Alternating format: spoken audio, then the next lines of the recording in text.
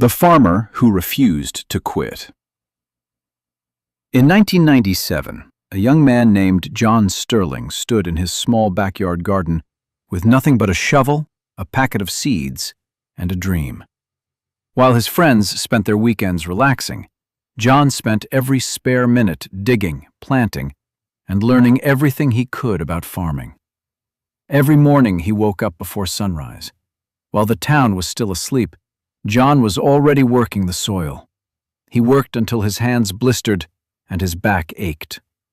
After finishing his regular job, he returned home and worked in the garden until darkness covered the sky. Most people laughed at him.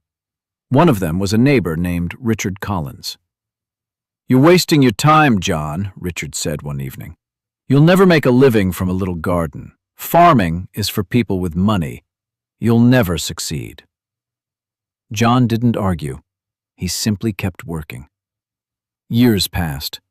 The tiny garden became a small field. The small field became several fields. Every dollar John earned went back into buying more land, better equipment, and more seeds. By 2007, he had built a thriving farm. It seemed like all his sacrifices were finally paying off. Then, disaster struck. In 2008, one of the worst droughts in decades hit the region. Week after week, no rain fell. The ground cracked open. The crops withered under the scorching sun. John watched helplessly as thousands of acres turned brown. His savings disappeared. Bills piled up. Banks started calling. For the first time in his life, he wondered if Richard had been right. One evening, after another brutal day, John sat alone on his tractor and stared across the dying fields. He was on the verge of losing everything. Many farmers around him gave up, but John refused. Instead of quitting, he worked harder than ever. He studied drought-resistant crops. He installed new irrigation systems. He sold equipment he didn't need and reinvested every cent into keeping the farm alive.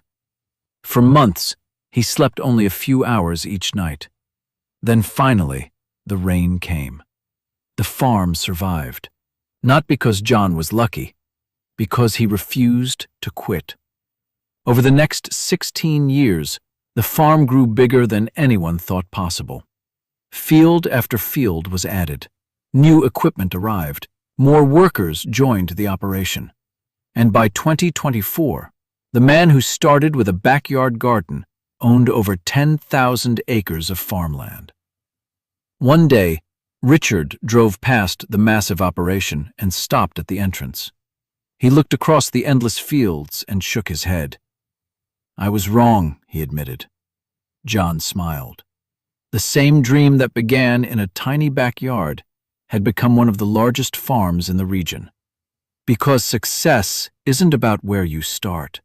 It's about refusing to stop when everyone else thinks you should.